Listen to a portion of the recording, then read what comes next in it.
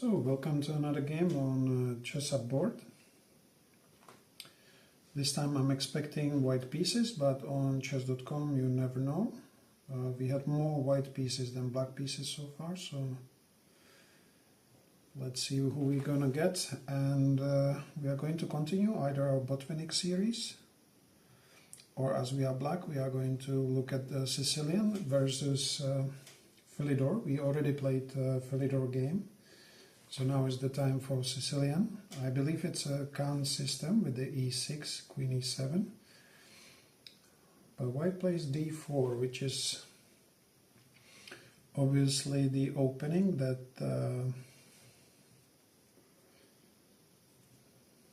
if he plays c3, it gives the vibe of Smith-Morra gambit, but with queen takes d4, this makes it quite simple for us, as we are going to just simply play knight c6. And the advantage is that we are going to have two pawns in the center versus one pawn. And we should have also slightly easier ways to develop our pieces. So we start with the knight to f6, attacking the e4 pawn. And if you notice, we are already having a good setup of the pieces. Now what I'm going to do, I'm going to continue in the spirit of what I want to achieve. So I'll play e6 to deny all the squares to the knight, and then I'm going to play a6 as well.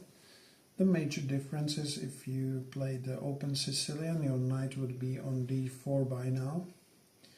Instead, white wasting a tempi with his queen going back and forth.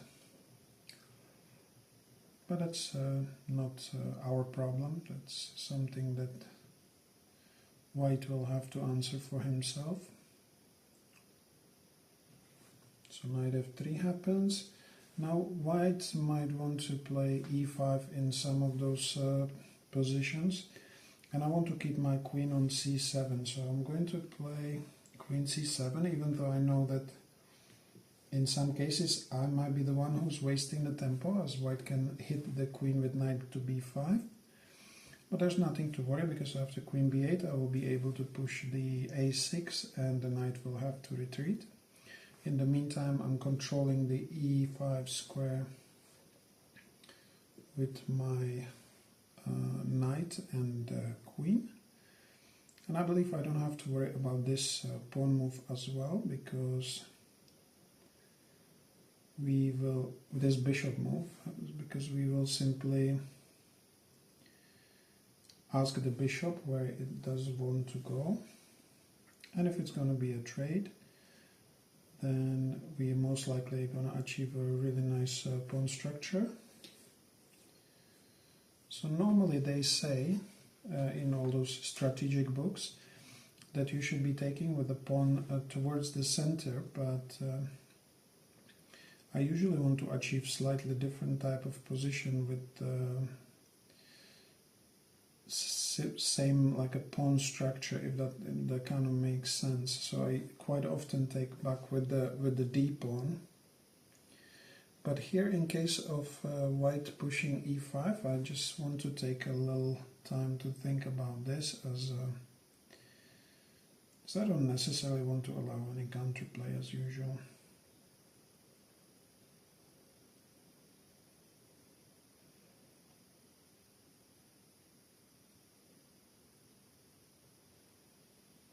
And also take with a queen on c6. The main point of all this is that right now I have advantage in a pair of bishops, although it's white who's got slightly better development this very moment.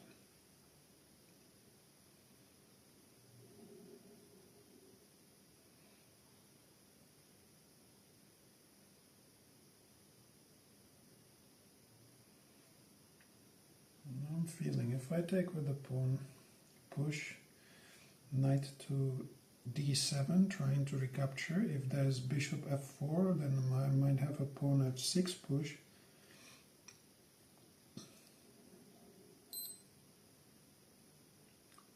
feel like I don't need to be that desperate in those cases. If I'm recapturing with this pawn, after e5 push, I have knight to d5, and if I place knight to e4,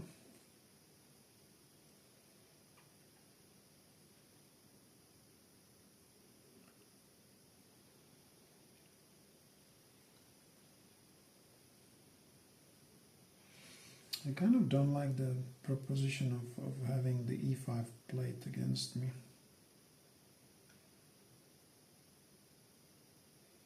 Because normally I take with this pawn, and as I still have the control over this square, then I'm able usually to play e5 and free myself, but here it doesn't apply. I believe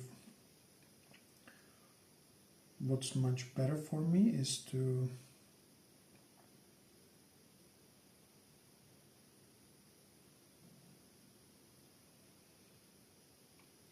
take with the other pawn, and if e5 happens, then I have to go knight d5, but then I don't like the opponent ability to play knight to e4.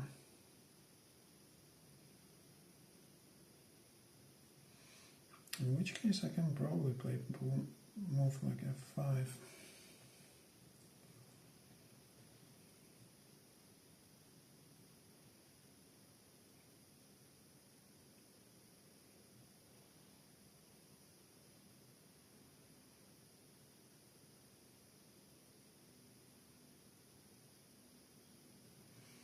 Another option is to take with the queen on c6,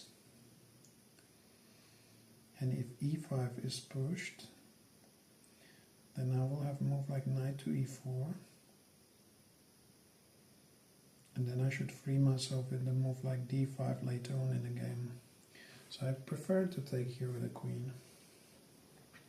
So the idea, if he pushes e5, I go knight e4, if takes, queen e2, we can trade, king goes on e2, and then I play d5. If white recaptures with en passant, I play bishop d6, I keep a nice pawn structure, and that's exactly what I want to achieve here. So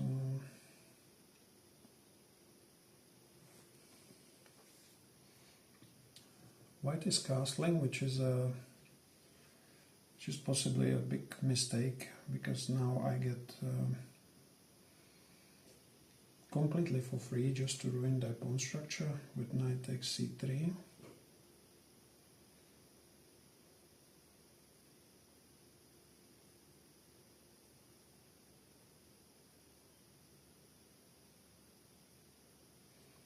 Which I'm gonna do.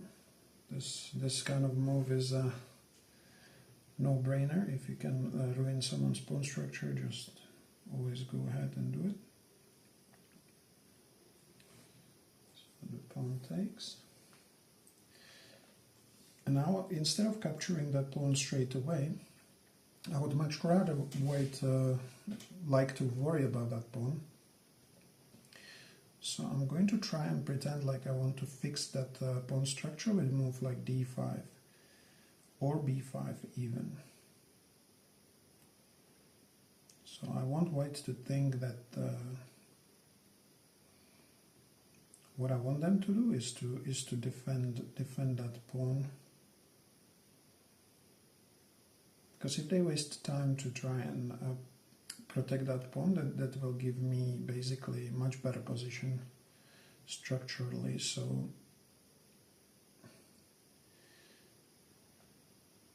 I'm thinking move like b5 is gonna achieve that goal.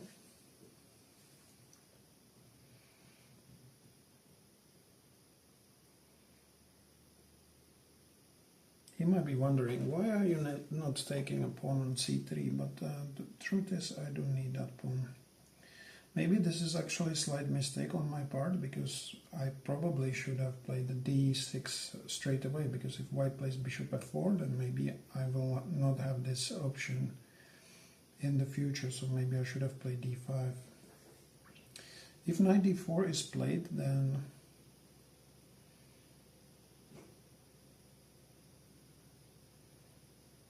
then I definitely want to recapture first with queen to c3, attacking the knight, so I'll be counter-attacking the knight itself.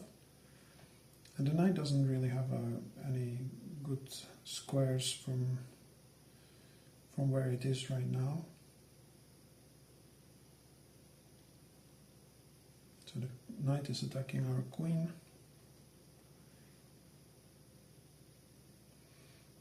We can still make some pretentious moves like queen b6 or queen c7 actually.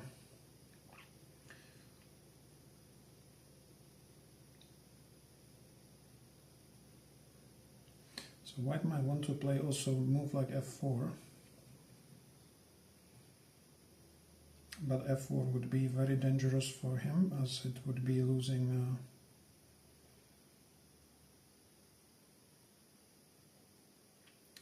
a piece. So that's why I'm playing queen c7. It's a bit of a tricky move, because if white wants to play f4, then after queen c3, rook b1, bishop c5, white is simply going to be losing the knight. So the idea is, if f4, this diagonal opens now against the king, I will play queen to c3. Unless white finds the move knight to b3, then if rook b1, then I have moved bishop c5, pinning this knight and threatening to take on d4 with a check. And this is exactly what happened. So let's see if my opponent will fall for this trap. So I'm going to take on c3. I'm threatening to win the rook. So knight b3, I believe, is the only move that doesn't lose the knight straight away. Although, if I play bishop c5, he plays bishop b2, I can take bishop d4 with a check. He still will be able to recapture there. But I feel I can win these three pieces for the queen. And that itself should be winning. We will have a rook and two bishops against the queen, and I believe this is something we should go for. Because a rook and a bishop will have a really difficult time to actually do something about this. So I'm expecting to have these four pieces against queen and a rook if the correct move isn't found, and it is not, because white does something completely different, which means that the queen and the knight will no longer be protected by the queen. So this move itself is losing a piece, and again we need to prove with our technique that we can win this type of position. So now we are giving a check to the king, that's why it's highlighted.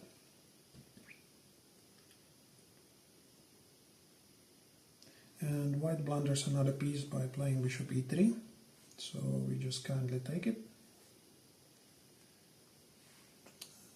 We are playing someone who's probably from some Chinese republic or something like that, because when I look at their flag, I am not sure where they're from, but 1152 rating. It looks definitely like some Asian country.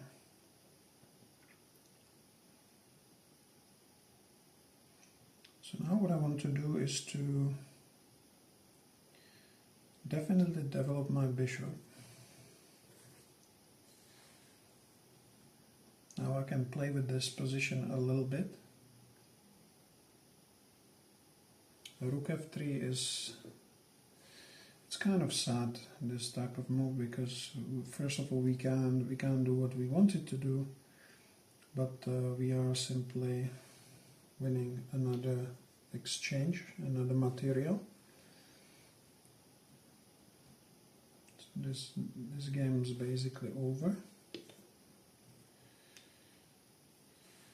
Normally we should be focusing on castling, but I feel it's still worth to capture some more material, because it will free our bishop into the game. So if we capture on f4, then if we are able also to recapture on e5 for free. Now white has basically no pieces that could threaten us. The rook is not playing in the corner, and this bishop and the pawns are protecting our king to begin with. And so this is just over. It's a bit sad that it ended up this way, but because white got quite a good position, but it all went down with this move that they allowed us to capture on c3, and that's basically where the game ended. Because the following moves, they were a little bit too tricky for our opponent to find, so and we could see that they were then willing to drop 2 more pieces for free. Now exchange. The game collapsed way too quickly, and we have a resignation. So far we have 1 game in Sicilian system with black, 1 game with Phillidor. We won both games, and yeah, at the moment it looks like the Sicilian game was much more straightforward, even though we can say that it's probably because of the opening. The Phillidor is more of an opening, where this pawn structure, white is more used to play e4, e5 on this level, whilst the e4, c5 is a more sort of advanced type of opening. So making mistake in those types of openings is probably easier for weaker players, and that maybe determines the outcome. But obviously if you are a weaker player yourself, then playing move like c5 might pose the similar type of problems for you as for your opponent. So it wasn't necessarily the Khan's position, but it was very similar pawn structure. That's what I was trying to achieve. And yes, I'm going to turn up the board, and I will see you in the next video again. Bye now.